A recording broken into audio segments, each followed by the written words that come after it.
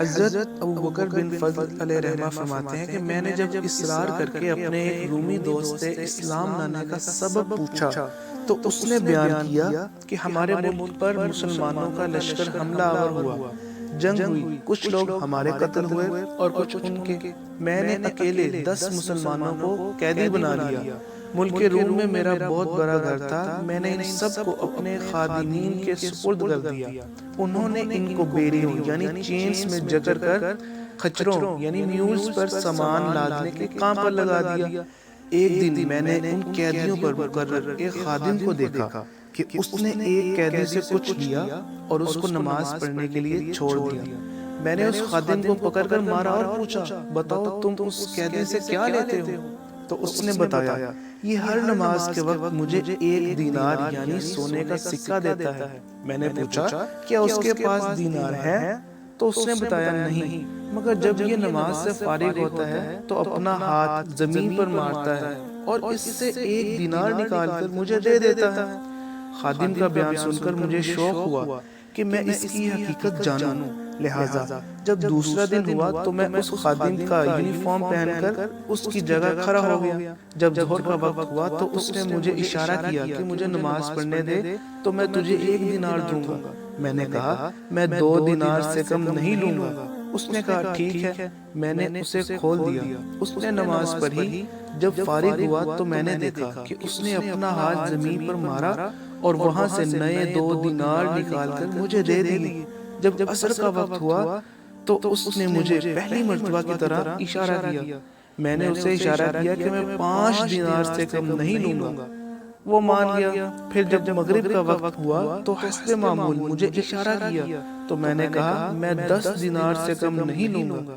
اس نے میری یہ بات بھی مان لی اور جب نماز سے فارغ ہوا تو زمین سے 10 دینار نکال کر مجھے دے دیے۔ اور پھر جب عشاء کی نماز کا وقت ہوا تو حسب عادت اس نے مجھے اشارہ کیا۔ میں نے کہا، میں 20 دینار سے کم نہیں لوں گا۔ پھر بھی اس نے میری اس بات کو تسلیم کر لیا اور نماز سے فراغت پا کر اس نے زمین سے 20 دینار نکالے اور مجھے تھما کر کہنے لگا، جو مانگنا ہے مانگو، میرا مولا بہت غنی و کریم ہے، میں اس سے جو مانگوں گا وہ عطا کرے گا۔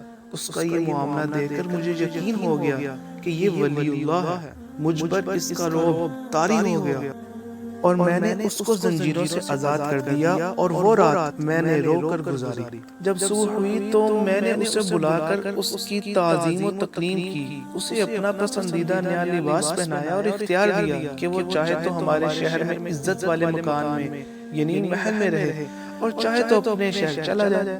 اس نے اپنے شہر جانا پسند کیا۔ میں نے ایک خچر منگوایا اور زادِ راہ یعنی راستے کے اخراجات دے کر اسے خچر پر سوار کر دیا۔ اس نے مجھے دعا دی، اللہ پاک اپنے پسندیدہ دین پر تیرا خاتمہ فرمائے۔ اس کا یہ جملہ مکمل نہ ہوا تھا کہ میرے دل میں دین اسلام کی محبت گھر کر گئی۔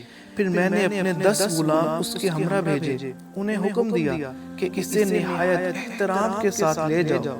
پھر اس کو ایک دوات یعنی انک پوٹ اور کاغذ دیا اور ایک نشانی مقرر کر لی کہ جب وہ بحفاظت تمام اپنے مقام پر پہنچ جائے تو وہ نشانی لکھ کر میری طرف بھیج دے۔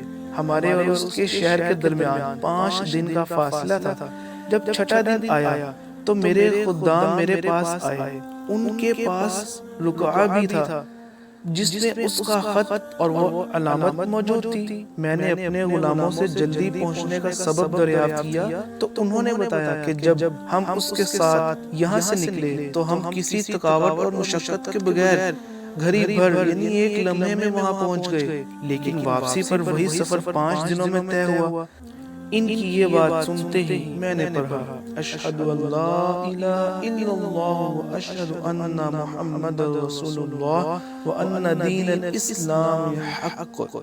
ترجمہ، میں گواہی دیتا ہوں کہ اللہ کے سوا کوئی معبود نہیں اور میں گواہی دیتا ہوں کہ یقیناً حضرت محمد صلی اللہ تعالیٰ علیہ وسلم اللہ پاک کے رسول ہیں اور بے شک دین اسلام حق ہے۔ پھر میں روم سے نکل کر مسلمانوں کے شہر آ گیا۔